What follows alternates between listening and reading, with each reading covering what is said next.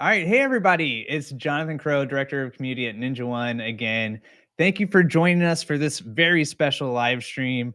A lot of you have seen big news this week. NinjaOne raised $500 million in Series C's extensions. We have a $5 billion market cap, or sorry, valuation. And we thought, hey, maybe you guys have questions, so who better to answer those questions than the man who started Ninja? We have Sal Sferlazza, our CEO and co-founder.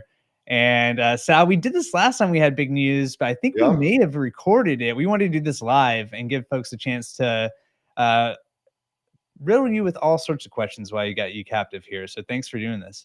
Yeah, happy to do it. I'm looking. First, I need to know why you got these blackout lights. What's going on in the background? Are you running afternoon disco because your day job doesn't pay you enough? What's going on? Wow. Well, we can talk about that offline too. I've been meaning to ask you some questions after that 500 million. But yeah, no, I this is how I show my nerd cred, right? I have to keep up with folks. And maybe this goes into the discussion too. You got to keep up with the Joneses. Like I've got my fancy setup here. I have all these other folks. How about your background? You got Let's see. I got the machine that my co-founder bought me that's got every ROM of every game invented since before 2000. So you can go back to Space Invaders, Street Fighter, you call it, and then I got my cowboy hat, my Oktoberfest hat with ninja people. And I then don't my know. ninja cap. You're a big target now. They're going to be coming for you. The copyright folks are like, we got him. Yeah, exactly. Yeah. Here's my nerd cred here. I'll do this. I shouldn't be doing this live, but there's my nerd cred. So I got all my Funkos. That Jedi Temple mask, Armando on our account management team printed out and painted for me, which is pretty sweet. So we always do the Star Trek versus Star Wars, and I feel like Star Wars keeps winning, but I hope in some fantasy land Star Trek will win. That's right. I think last time we had those questions, and I have a few more like that for you too. But let's talk about the big news first. So Sure. Thanks everybody in the chat. Obviously, a lot of you folks are in our Discord community, and for those of you who aren't, why aren't you? You should join. We're creeping up on 10,000 members, which is absolutely insane. And it's an awesome place where people are connecting, not just on Ninja, in terms of answering questions. How do I do this? Bugging our product managers. Where's my feature that I've been requesting?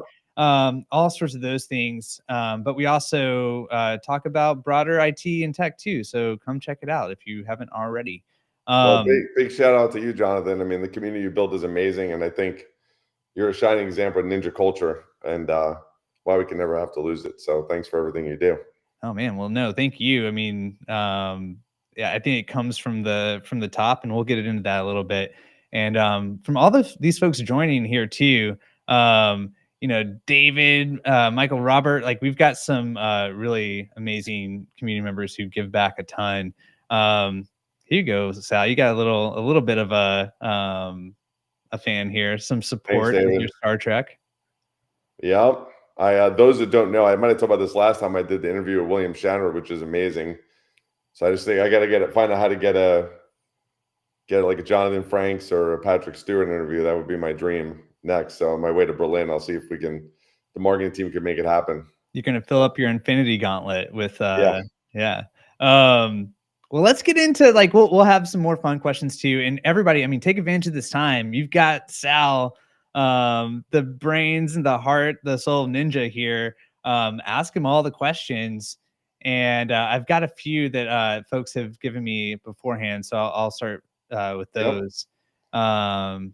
Oh, thanks, Robert. But yeah, everybody take advantage of this time. Drop your question in the chat and we'll make sure we get to it. But I guess for starters, I mean, this isn't the first time this happened. And so we've kind of done this before and we've given the responses. But as you know, Sal, I mean, anytime anyone in this space sees big funding news, there's a little bit of nervousness. Okay, what does this mean?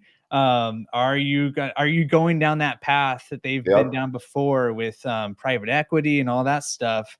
I guess the first question is really, I think what we want to address here is what does this mean for customers? And so one of the first question is what changes, if any, can everybody expect from Ninja now that we've got an additional a huge amount in the treasure chest there. Right. I mean, and usually the wrong answer would be decaying support, slowed R&D, worse customer experience, and founders leave the company. I mean, that's absolutely not, as usual. I feel like a broken record because we do this every few years. The answer is nothing changes except good things. I mean, we're going to bring in some more senior leadership to round out the team just to help us through some of the scaling stuff. I mean, we're over 1,500 employees. We'll be 2,000 by the end of the year, which is pretty wild to think about. But what it means for the customers and our partners is more R&D spend, some marketing and brand awareness, and then I think the other thing for an education for folks out there that don't understand the investment community, like we said last time, it's a minority investment, and I think our investors like Iconic and CapG, our new investors, they think Ninja's got a chance to be a generational company. So when they talk generational company, that you look at the likes of Datadog, CrowdStrike, ServiceNow, and so forth, which means we're not going anywhere. And I think it's been awesome to have those folks as investors along with Summit and their faith in being part of a founder controlled company where me and Chris control the company. And actually they've put additional levers in this round to give me and Chris superior voting rights beyond even the equity that we control now, which I think is a huge testament to their faith and what we're doing. In that, look, you could have phenomenal support experiences, you could overspend in R&D, and you could still grow a successful company. So I think the answer is, I don't think anything's going to change. Things are just going to get better. Yeah, I mean, well, I guess the next question is along those lines. What are the plans for all this money? What are we going to be using it for? Big surprise. We're going to add at least over 100 engineers this year alone onto our existing team. We're going to start blowing out more discrete development flywheels like our API team. We're going to be looking to add more DEX capability, and we're going to add significant headcount to all the existing teams and the existing products that we have in market. I think I've talked to you about this in past lives or past years, is that take every product to platinum. So we say when a product goes out silver and Ninja has the best user experience, it's easy to use, highly scalable and secure, and it's better than our competitors in some way. Platinum is always the aspirational goal, which is it's better than our competitors in every single way and easy to use and highly scalable and secure. So I think that platinum aspiration is always there. So I think augmenting all existing staff across all products. We'll probably start at least 2 product development streams this year. So just like MDM recently came out, those 2 products won't pop until 27 or 28. And as a platform play, we need to continue to find ways for our customers to save money in a world with tool consolidation and wallet share and mind share, like making both technicians and MSPs' lives easier. I think that's our mission, and this cash is meant to do that. Yeah, we got thanks for that, Sal. We've got a chance of API breaking out. I mean, maybe this gets into too, like what just as valuable or just as interesting, I guess, is okay, what are we going to use the money for? What are we not going to use the money for? And this kind of gets into those areas of expansion. I mean, you're talking about platform play, right? There's the vision of adding on to that, finding those opportunities. I mean, there's some smaller lift things, or not smaller lift necessarily, but like the warranty tracking I think is a good example of, hey, Yep. here's something that we can add into Ninja that's a great value add that we can give away for free. And so there's expansion within what we have, and then there's entirely new products like MDM, like backup. Can you give any kind of insights into where Ninja is looking to expand and where the lanes are, like what your thinking is there? Yeah, I mean, we talked about this before. I mean, I think in a platform play, there's sort of an unlimited TAMs or SAMs, serviceable addressable markets, or for our customers, a way that we can provide more valuable to what they do on the day-to-day. And what we don't want to be is an inch deep, a mile wide in the products that we build. We want to have sort of premium product play for everything that we build. So we have to be real careful about the products we build and the order that we build them, and things that we just don't think we should be involved in. So, we're certainly going to touch on security more, but, we always say an incredibly bad decision Ninja can make is let's go build an EDR and MDR. And then another incredibly bad decision is let's go build an APM product like Datadog, right? So those are things we'll probably never touch.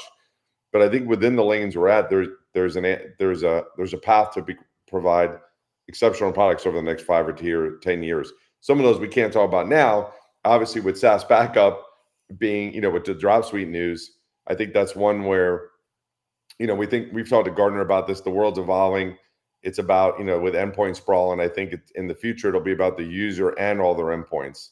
So we think SaaS backup does two things. It plugs a hole in our backup suite. So now we have a full backup capabilities, number one. Number two, it sort of helps to build a narrative around how can we help our partners and customers better manage their users and all their endpoints.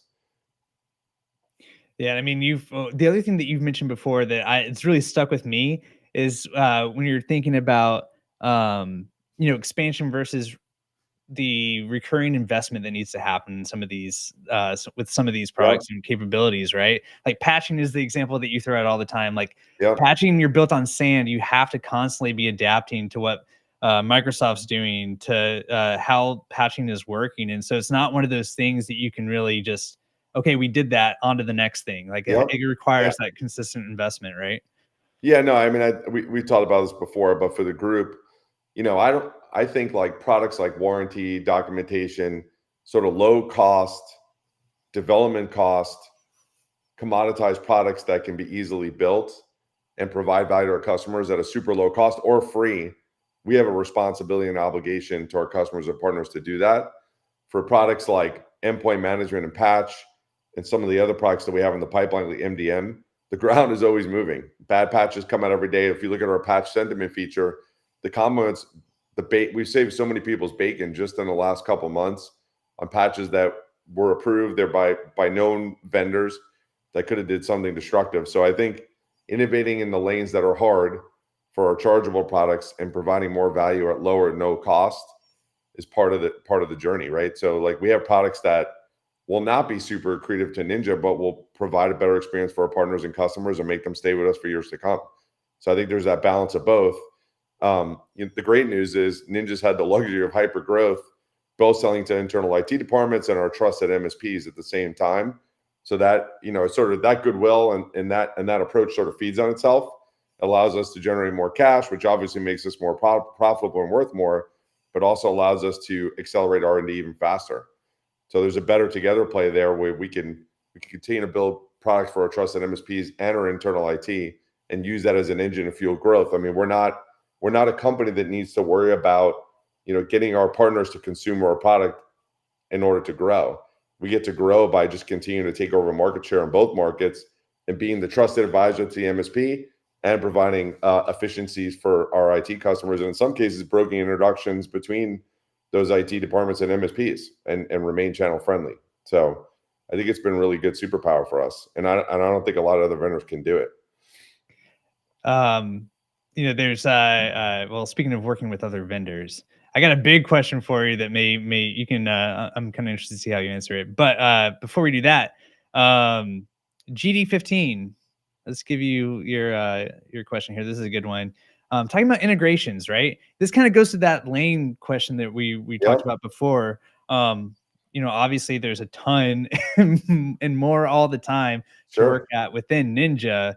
But integrations, anything you can say about new dev being spent there, or plans with integrations? Not today, but there's several more coming. Obviously, we integrate with all the PSAs, and we actually have a scripting and pro services team that's helping in some of our larger MSP deals to make things easier for them, to move from other vendors, but also to better integrate where they have pain. But we're going to be working on a couple more this year for sure, but I can't talk about them just yet. Okay, fair enough. But yeah, I mean, I guess hopefully to answer that question, right? Like the short answer is yes, in terms of like that's one of those areas. Let's see here. The other thing that I think is kind of interesting is we think about, I guess, where all of our minds go, and especially anyone who's technical, right? We immediately go to the product. But there's other ways that we can help our customers too. And so I know that one of the things we're investing in is professional services and some other things there. I'm always looking for ways to try to get more budget and everything to do. Like, how can we do more events? How can we do more training? How can we contribute to the community in other ways? And so, I don't know, any kind of broad thoughts about, we have this this war chest now, and obviously R&D and products going to be a massive part of it. But how else we can contribute to helping our peeps, helping our community. Yeah, I mean, I think, Gavin has the whole scripting purview under his, so I think there'll be expansion there. Pro services has been a new org for us, right? That we've been seeing great success with. We've had smaller and larger MSPs easier for them to migrate to Ninja, and then we take requests all the time, right? So, and I would say, unlike other vendors, like, our plan is not to monetize on that. It's just to allow us to be more embedded in the things they do, make us indispensable to them, and let them stay on with us for years. So I think those are two. I put the question back to you. What are the top two things? We're having a budget conversation. What are the top two things you'd like to see more of? Well, I mean, I definitely, I think we're going to be doing some more in-person things. Like, I mean, I guess at the risk of being a little vague here, or like big picture stuff, I mean, in talking with a lot of folks, there's a sense that there may be a bit of a gap in terms of overall leadership in the space. And by leadership, that can mean lots of things, right? Product wise, but also just broader than that. Getting everyone together, making sure that folks have spaces to have their voices heard, but also share learnings and everything. I mean, we've got loads of conferences; those already exist. But ways to maybe improve on that and get back to the roots of, we have. Can we step up into that leadership position and work that way? Those are the kinds of things I'm thinking about too. Yeah. Vague answer to your question. Thank you for your vague answer. I would say I'd love to source some ideas from the community, and then me and you could talk. You got the bat phone. I'd love to have a conversation to see how we could do more, right? We're always looking for more opportunities to add more value. I think if you look at the fact that a good chunk of our product managers are like MSP core DNA, that are active contributors in Discord and that have been in the MSP market for 20, 30 years, I think is, I look to them and I look to you guys to sort of set the vision of where we want to go to continue to help support our MSPs. So we've got a few different, we've got a whole, some other areas, but we've got lots of good questions coming in. I want to make sure we can address some. The first, so NL, curious about this one. Why is Sal the only one talking in terms of Ninja's brain trust official position? Well, we were kind of joking, Sal and I were, ahead of this. I'm going to pull up my, my screen here. Sal, I would say, like, this is fair to say, right? Sal, like, I think Ninja. I'll tell you what you say it. I think Ninja, like, for a while, like any company that really is started like super product focused, engineering background, all that, like, there hasn't been a lot of like wanting to jump at the PR efforts and be out there. Like, that's something that's you kind of had to be encouraged to do a little bit. And now we really are kind of gearing up to do that a lot more. And my favorite part about this is, you've talked about having your partner in crime here. You're already like positioning things where you are turning some of that heat onto him. Yeah, no, I mean, those that don't know me well, like, I don't like being on camera. I don't like doing PR or comms. My number one thing I enjoy the most, and I think I had the most value to Ninja, is working on product. So the less I work on product as the CEO, the more cranky I get. So my co-founder, Chris, is a good friend of mine for a long time. He's our president and co-founder. I said, hey, why don't you get on the road and start putting some sport jackets on so I could work on product more and support our customers and partners better. So that's why you guys don't see me that much, because that's not my DNA. So see, but you say this, but like Dan's asking, any live events planned for Ninja clients and MSPs?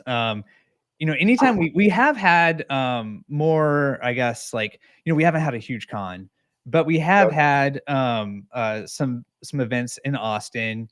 And every time we do, we'll be in a room and there'll be someone with a microphone. And I have noticed the microphone tends to find its That way is to true. you. Everyone talk about giving me a toy microphone because I get yeah, no, I love actually. I mean, my favorite thing to do is actually just talking to partners and customers, as you know, right? So Yeah. in the cab, or if we're doing offset events, and I think the answer to the question is we're not doing a con this year. I think the from the powers that be on Jonathan's bosses is that there's conference fatigue out there and that sort of thing. But I do understand we're and I push for a significantly larger demand budget where we could do more of these episodic NFL cities getting 100, 150 people together, and then also Jonathan giving you more budget to do more events in person. So I'd love to see everyone, and awesome. We were just talking about idea before this call, right? Yep. To get some folks in the office so I could spend more time with them. Yeah, absolutely. And To I me, mean, that's product, right? Spending time with customers is product. yeah, and Dan here, Dan's been an awesome, super active customer and active on when I very first started doing these live streams and everything. Dan was there and he's been great. He's in Long Island, and Dan, this is what you get for speaking up. I'm going to put you to New work, right? Yorker. Yeah. This is Hey, what man. Sal does to me. I know that you're interested in putting some things together in Long Island. I mean, I'd love to have a conversation with you, and can we help support you do that? So we're doing it together. I know you're very community minded, so you may have gotten yourself some homework there, my friend. Always happy to give another New Yorker homework. That's right, Sal. That's where Sal's roots are. All right. Another question.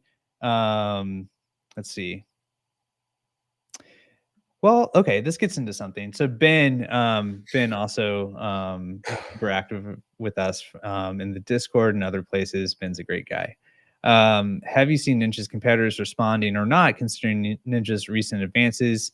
Has it spurred more competition across the board? And I have kind of a follow-up. I'll let you hit this one first. Yeah, no, it's a fun one. Thank you, Benjamin, for your question. Ninja's got a general policy, and Jonathan knows this well, and we've actually almost exited several people out of the business, is that Ninja never talks bad about competitors. We build great product and we keep our heads down and our mouths shut.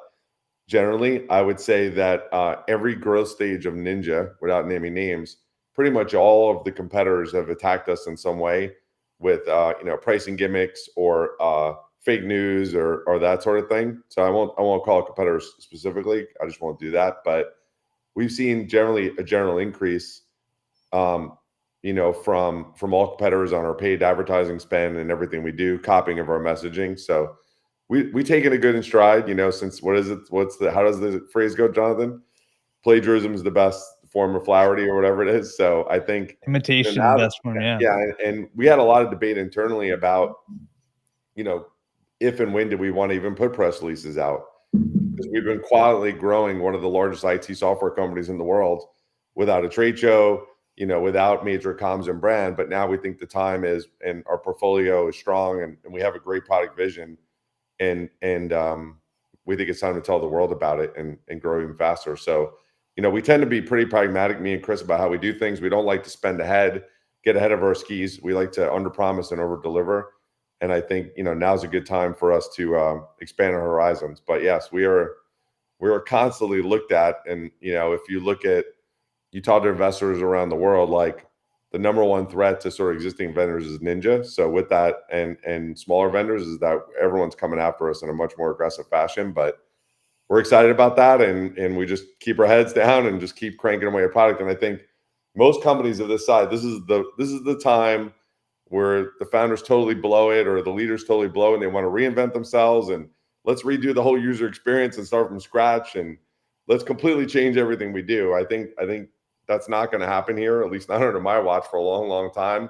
I got a lot of fire in the belly, and I think it's a lot of fun to see people enjoying our products. And I think we have over 24,000 customers globally. And on a given month, it's staggering the number of customers that we add all around the world and of every shape and size. I mean, we have folks that are just getting started, whether on IT MSP side of 50, 100 endpoints. We have some customers that we're talking to that might be almost 1 million endpoints, which is pretty wild to think about. So me and Jonathan, and I think the whole team really appreciate your guys' support. We think the community is another superpower. So when we build products, we think about where do you guys get feedback? It's customer conversations. I talk to customers every week, so it's a mandate for the product managers. We talk to sales and we talk to the community. So everything you guys get gets ingested, analyzed. We look at deals that of customers that weren't happy with us. We look at customers that didn't buy Ninja, and basically we just walk the list down and we build those things. And we've had some customers with us for over 10 years, which is pretty amazing, without an annual contract, that have just been paying us for a decade. So it's really been a lot of fun. Yeah, absolutely. So Ben has a clarification too. He's also, in addition to just the marketing and kind of what's being spoken out there in various forms, um, quality of product. And I think, Ben, what you're getting at here is like competition's good, right? A big conversation in the MSP space is consolidation among vendors, consolidations amongst MSPs, and having that competition provides pressure to improve, right? It's one of the good things about places like the MSP subreddit. There are some not great things, and there is genuine value there, right? Of being Yep. squeaky wheels, applying that pressure to, hey, like, we deserve great improvements, right? And so I think that's what he's interested in. Is any thoughts about that in terms of like from the product side? Have you seen I gotta be our careful how I answer, but I gotta okay. finish the thought. Yeah, go ahead, John. Finish your thought. Yeah. No. Just like the I guess the thought of how we apply pressure to competitors that way to and how competitors apply pressure to us, whenever there's improvements to products, right? It raises the bar for everybody. Yeah. No, I think in some respect, like rising tides lift all boats, right? I mean, if we see a feature deficiency that we have, and it's creating pain for our customers, we have an obligation to create it. I think our competitors that are adjusting, I just have a fundamental belief that growing through acquisition ultimately is going to fail.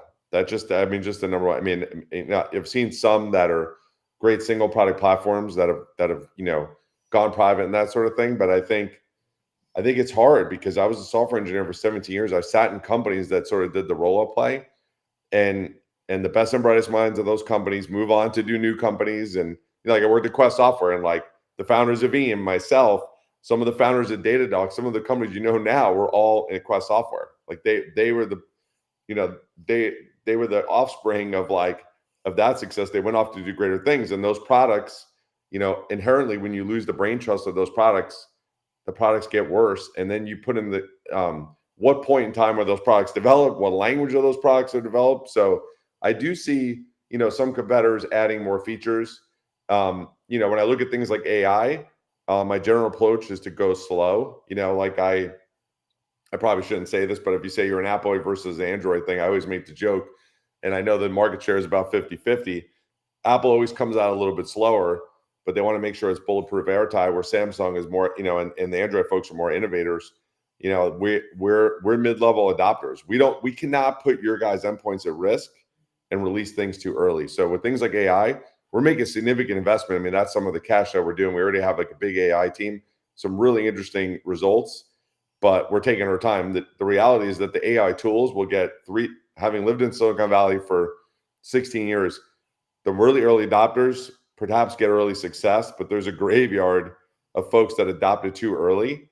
And we're taking our time with AI. I'm sort of taking this question and making my own, is that with AI, we're just trying to take our time, and the tools are getting twice as good every 6 months. So from a security standpoint, we treat Ninja like a security company. We cannot put our customers at risk. But I think some of the things that I'm seeing in AI, I think there's a path that Ninja wants to chase. But I think we're so in the vein of our competitors doing better, I think there's some interesting things there. But I think single stack will ultimately win. Although we could talk about Dropsuite in a minute after I said all that. Yeah, absolutely. I also just want to address, the whole AI thing is another path we can go down. But just want to address a couple of things with that came up in the chat with just in terms of positioning and everything. I think there's discussion around how, I guess, I don't know, maybe aggressive is not the right word, but how straightforward you want to be with talking about, we're the best and everything. And I guess, like Sal, I've always come from it, and I think this is what you have instilled too, is that rather than trying to chip away and go negative, sticking focused on us and what we perceive to be our strengths is the way to go. And then even beyond that, I mean, anything that we say, anything that happy customers say is going to be 100 times more effective anyway. And so if we make customers happy, we fulfill what we're promising there, then people are going to sing our praises, and that's going to be the most effective path there. But that's Yeah, I mean, I'll never say yeah. anything else being the best. Usually it's the opposite. It's my friends and family ever say, like, at every milestone in Ninja, you must be incredibly proud, of the product you build and excited. And I say the more successful we get, the more nervous I get, and the more I want to laser focus on our core roots. Yeah. Like, I'm our own worst critic of our user experience. I think that's one of the reasons that we win. The product design team still reports to me, and I'm reviewing designs with the design team, every other week or so. I used to do it every day, but my time is limited now. So the ability to continue to innovate and incrementally get better, it never ends. And the minute you stop, and this is sort of my point with some of these roll-up plays, is the minute you stop, the product doesn't decay in a day. It's on an actuary table to death, and it's just a matter of time. So, I mean, I think the constant need to innovate, and it doesn't mean reinventing yourselves. These are incremental innovations that you have to move where the market moves, and you got to continue to overinvest in engineering, or you're going to go to the best or worst overnight. So I think, yeah, I think that's the best answer I could probably give. No, that's great. Keep them coming, guys. So I think it's probably safe to say a lot of the folks on the call here, hands-on using Ninja. So there's going to be a lot of focus on the product theme, but everybody watching here, let me know in the chat if what directions you want us to go down. We got a few minutes left here. If that's cool, Sal, if you have to jump No, soon. I'm good. What Okay. time? Didn't we schedule an hour, or is it 45 minutes? I think we scheduled, I think it was actually half an hour, but let's squeeze it to 45. That would be great. Yeah, I got 15 more. Let's keep going. Okay, cool. Few different directions we could go down. I think one that would be interesting is the thinking behind how we release and where we focus our resources in terms of dev. Mm-hmm. And we have a lot of folks. The very first one, I think this was Gnome 3D was asking about dark mode. So like we, on one hand we have the requests that have been out there for a while. But I guess what I wanted to ask about is you were having a conversation recently. There's some videos up on LinkedIn, and you mentioned kind of like early days with Ninja, trying to get that adoption. One benefit of working with the MSP market and identifying the kind of like early adopters is, like a lot of the folks who are here on this chat, they're tinkerers. They want to check things out. They want to see it early, and they love being beta testers and all that. And in that group, there's a little bit of difference between that and then going over to what you were just saying a few minutes ago about having that responsibility that now we're deployed across millions of endpoints and customers with with lower tolerance of risk. Yes. So I'm kind of interested in your thoughts behind us wanting to iterate and be quick to releasing things, giving people access to beta, because everyone's asking, when is this coming? When is this coming? Yeah. Give it to us quick. Doing that versus also like those first impressions kind of last, and you want to roll out something that's going to be stable and that can quickly get up to capability wise. You don't want to be too bare bones. So I'm just kind of curious about that. Yeah, I mean, if you look at the Ninja development process, it's changed tremendously over the years, right? So like in 2015, mind you, we had 100 customers, 200 customers, or I think we had that was more 16. There was rarely a concept of alpha or beta, right? So your pants on fire trying to plug these significant holes. As a company that's transacting in 80 countries around the world and with 24,000 customers, the best way you can keep the quality and the velocity is really structured alpha, beta, early access, GA. So you do a risk assessment on the features that you could take directly GA, the ones that you could start with early access, the ones that are closed beta, and the ones that are alpha. So there's a lot of that, and frankly, our DNA is towards stability. So I sometimes yell at the product and engineering folks that I think kind of stretch those alpha betas out too long when generally the product's working incredibly well. But there's always a gravitation towards safety, which will create a little bit of slowness. and we want to reduce the blast radius if we do something bad. We want our early access partners to help us like find those things. And the benefit is they get usually preferred pricing. They get to play with things early. They get to weigh in and give their feedback. So there's always that good balance, and there's this sort of handshake. That's what you're signing up for, right? So I think much more than prior years, we've had to do that. But the way I talk about like the engineering org generally is that we just need more flywheels. So without introducing instability, we could actually start more new product flywheels that don't disrupt our release process, and that's how we get more throughput. And and I've talked to other platform plays where these new products come out and they're super stable. They have 70% of the functionality all the customers need, but they got 100% of the customers a subset. And then even in the GA mode, there's sort of this thing where the customers enjoy it, they make requests, and then those products go from silver, go to platform, and then Ninja sort of takes over the whole market, right? And I didn't invent this playbook, right? There's other more successful entrepreneurs that have done that. But I think staying true to our core values is going to be key. But that's how we mitigate risk, and make sure we don't do reputational damage. We're too big to do the reputational damage. And it's not good at any size, but particularly at our size, I mean, it would be massive problem. Yeah. I mean, there must be. I mean, there's so much pressure, right? I mean, with all the hype around AI, and you can't look around at news, or God forbid, like X or whatever social platform you're on, without seeing it's about to disrupt this. Everything is getting ready to change. Like it must be tricky to figure out where are we going to put our eggs in terms of the basket. Because you could go down this path, and then 6 months later, the innovation just drastically changes, takes a left turn. I mean, I think that's the advantage of being a mid-level adopter. We're not chasing toys; we're chasing things that maximize the value of our customers. So I think it's if you look at the sausage making, right? It's a combination of the community. It's talking to customers. It's internal debates with our MSP mavens. It's talking to our customer advisory board. It's all that good stuff. Sort of shake it around. Really look at it. Look at the folks that did not buy Ninja. Why didn't they buy Ninja? Well, if we had these two whistles, 30% more customers would buy Ninja. Why did the customer leave us? Well, man, if we had this one feature, we could have kept these 100 customers. And I think it seems so obvious when you say it, but I think a lot of companies just operate in a different way. I'm not sure if Jonathan shared. I'm actually pretty sick right now, but the Dayquil is working great. Yeah.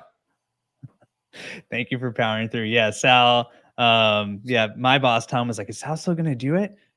And Sal said he wouldn't miss it. So yeah, that was important. Thank you. All right, a couple more questions here. I got one pinned from Mike. He's got a few here. I can handle the last one.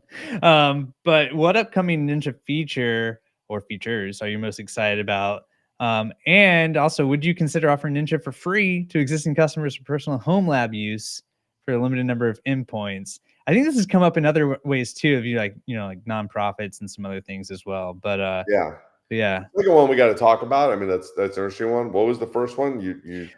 My bad. The first one is features. What are you most excited about right now coming out? And this could be immediately, or I know there's some things you can't talk about. I mean, I'll just go for this year. Yeah. I think for those that the most excited, patch caching, long-term data retention, I think is out and is for all metrics. I think is out pretty soon in alpha or beta. Sorry.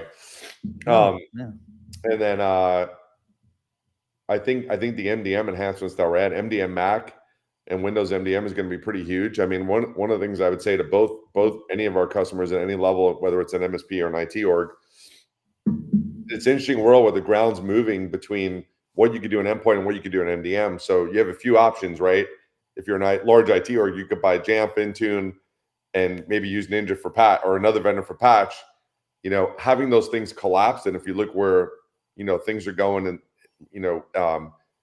around autonomous endpoint management and sort of collapsing those, and have a single pane to manage your employees. And then if you look at the MSP side of the fence, do you lose an RMM that you can't fully manage and provide service delivery, and then another MDM to provide And there's going to be things in the MDM you can't do in the endpoint, and there's things on the endpoint you can't do in MDM. So the interplay of those two, I'm really excited about. We're also building an Intune integration for those that would prefer to use Intune. So I'm super excited about that. I'm excited about Dropsuite. I think, things are going really well. People are really excited about it. Our backup product storage is incredibly efficient, and our pricing is super compelling. And we released a new backup format this year that provides more capability that our partners were looking for. So we've seen a massive uptake. Jonathan, you probably seen the sales numbers. We're record-breaking backup sales every single month. So it's a credit to all the hard work that the team's been doing there, and the great pricing we've been able to give them. So I'm excited about that. There's a lot of stuff. I mean, even just for the dark mode, I mean, we have the product design team, and you talk about the high wire act of what to build versus not.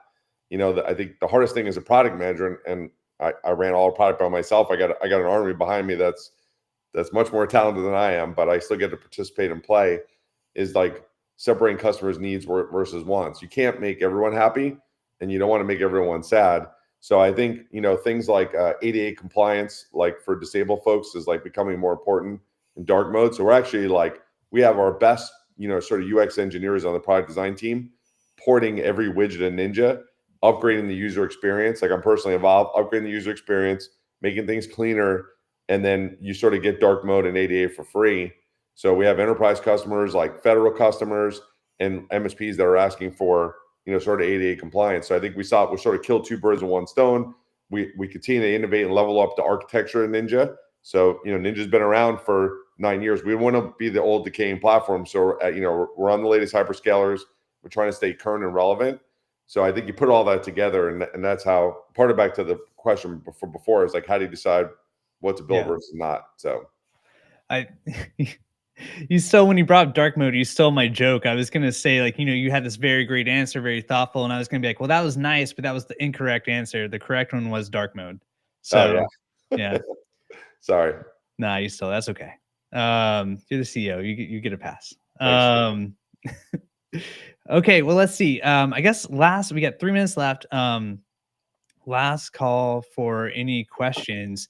And while we wait for those to come in, I got to make sure that there's 2 of them that I give you that people requested. And the first one is, we did the Star Wars thing. Did we do the peanut butter one? Are you crunchy or smooth for peanut butter, Sal? Crunchy. Wow. Sorry, man. No hesitation. No hesitation. Controversial. Although my kids have a peanut allergy, so I'm not eating peanut butter much these days. But oh yeah. What do you have to go to? You're not doing like sunflower, like the almond butter, are you? Yeah, I mean, I don't eat peanut butter these days, but but I'm not, because I'm hoity-toity. Like I'm mac and cheese guy. I mean, I can go Kraft, or I can go lobster mac truffle. So I'm on both ends of the spectrum. I could go to a Kobe ribeye medium rare, or I could have a McDonald's cheeseburger. So I'm up and down the chain. We were talking about how you worked at it. You spent some time at a McDonald's. I did the drive-through, the wash, all that kind of good stuff. So yeah, I worked at a Dairy Queen down market for McDonald's. Experience. Yeah, it was good experience for sure. Yeah, so you got some fans here. You've basically won over 50% of the people, and you've alienated the other 50%. There you go. Good work there. In today's world, isn't that how it works? That's right. Anything you say, you're gonna alienate 50% of the people. That's exactly right. Okay, and then time to alienate some more people. You had the question, who's your favorite employee? Wow, impossible. So I do this thing called Meet the CEO. I've been doing it for like 4 or 5 years at least. So every time a new hire comes at Ninja, I spend several hours a month on a call, and it's usually 30 to 40 new Ninja employees. And Allie always laughs, our head of HR, that the number one kryptonite for Sal is what's your favorite of, and book, movie, food. Certainly I'm definitely not going to answer employees, but Jonathan, you're in my top 10, buddy, for sure. Wow. Okay. Ninja's a lot bigger, but hey, you're up there. You're in the top 1% for sure. I like how that number keeps growing over time too. We're about to hit 2,000 employees. It's sort of a future-proof insurance. I take a page from your book, Sal, in many ways, all the time. But another one I do is whenever folks here will notice who have been on our live chats a lot, we'll have PMs on and they'll show through, they'll go through the new releases. Which, speaking of, I think 8.0 just dropped for EMEA, or for Canada and Australia, Yep. and it's coming for EMEA and for North America later in March. But we'll have PMs on, and every time we have a PM, I let them know that, you know, they're my favorite. Yeah. Talk about a tough one, man. The product, I love all my employees in Ninja, but the product guys they're just so great. Yeah. I love working with all of them.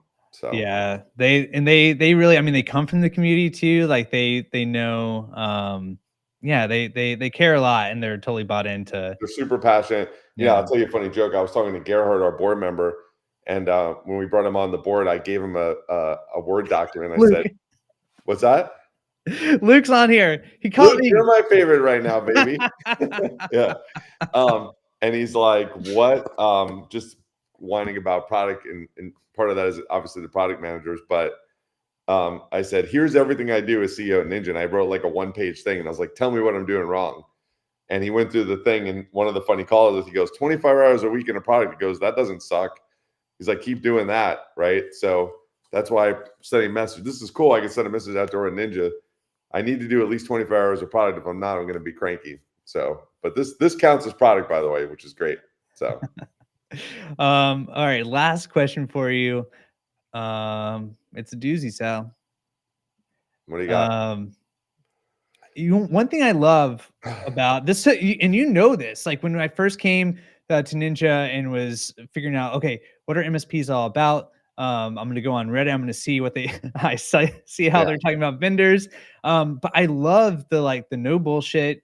You know, they just come right out at it, and I kind of love it. And yep, so Mike is pointing out, like, yeah, one place where we lack transparency, we make efforts to do this in so many regards. yep, It's pricing, and we have talked to folks. There are some reasonings around this about, you know, what you're pricing as an MSP and if that gets across to your customer and all that. yep.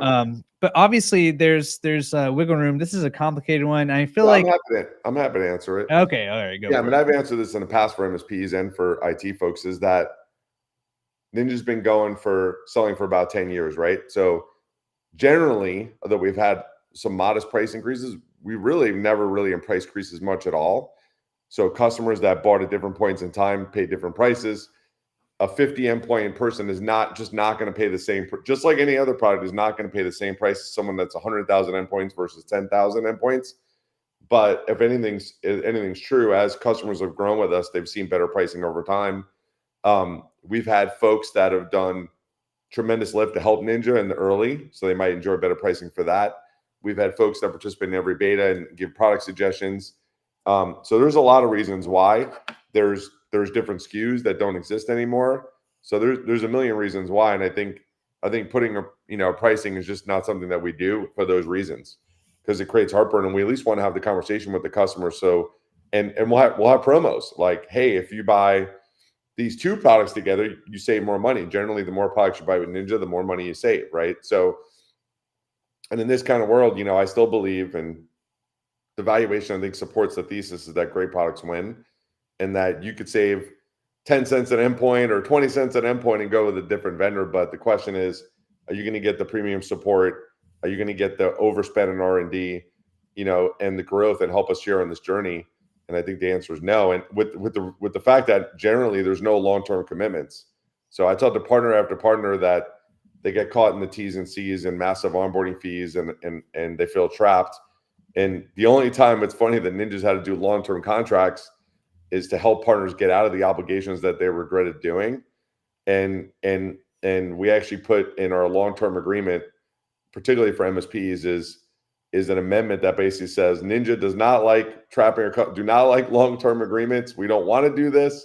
We're doing something special because you have an obligation with another vendor, so that if someone goes on Reddit and says, "Oh, Ninja forced everyone to long-term agreements," that's actually the exact opposite. Is that we want you guys to have choices, because it holds us accountable on the R&D side to keep delivering value to our customers. But I think that's the answer on pricing, is that there's just too many bands, and Ninja's been going too long. and we continue to have promos and new products. I encourage everyone to take advantage of those as they come out. And the people that adopt newer products earlier will get better deals because they're helping the product ultimately turn into what it's going to be years down the line. And people with more endpoints will pay less, not just with Ninja, with every vendor of any product, right? So I think that's the best answer I give. And I know it's a tough one. Yeah, but no, I hopefully that comes across too, is that and this comes right from you, Sal, and all the early Ninja folks, but we don't run away from hard discussions. Like, we seek that out because it goes back to the product work too, right? Like, we can't stand pat. We don't want to avoid areas that we need to talk about and discuss and work on and think about. I mean, that's the second we do that is when we start stagnating. So hopefully everyone gets that impression. Don't ever feel bad about bringing things up, asking us questions. We seek out that feedback. Yeah, Um, continue to hold us accountable for the yeah, things that we do. I always say with absolutely. my employees, and that's why I think people love working at Ninja, is that I'll toot my own horn for 10 seconds, is that the more my employees yell at me, the more successful Ninja is. So the same goes with my customers and partners too. So, it's not about egos, it's about getting to the right answer. And that's just how I'm wired. So the more we hear, the more we can react and change. And we always chase signal. Where can we make the most amount of customers happy in everything that we do? Well, Sal, I'll leave us with this. We went well over the half hour and the 45 minutes. So thank you for your time. We've taken you away from product, even though you said this is product time, technically. It is. I'll leave Yeah. us with this from David. Him getting a peek into, like, I think even at the ITX, you kind of broke down, like, what does the day in the life of Sal look like? And Yeah. you're like emphasizing how much time you still spend. We joke around, you have the eye of Sauron that goes Yeah. around to different areas of the product and different areas of the company. But the fact that you still are so focused in on it, and it's something that he really appreciates. And so I think we should probably let you go and focus back in on it. All right. Well, thanks, Jonathan. Thank you, guys. Great to chat with you. Thanks, David. Yeah, and yeah, Sal, I think we talked about doing these a little bit more regularly. I don't know if Whoa, we'll whoa, have. whoa. What's going on? We'll uh, talk. You get me on from time to time. okay, all right. These are So I fun. guess next time we have blockbuster news, we can get you on again. But maybe we don't have to wait till then too. We'll All see. right. We'll talk. I'm always open to negotiate. Thank you everybody for joining. Really appreciate it. And Sal, thank you. Yeah, really excited about everything that's coming up. And everybody will be back on a stream soon. And in fact, we've got one tomorrow.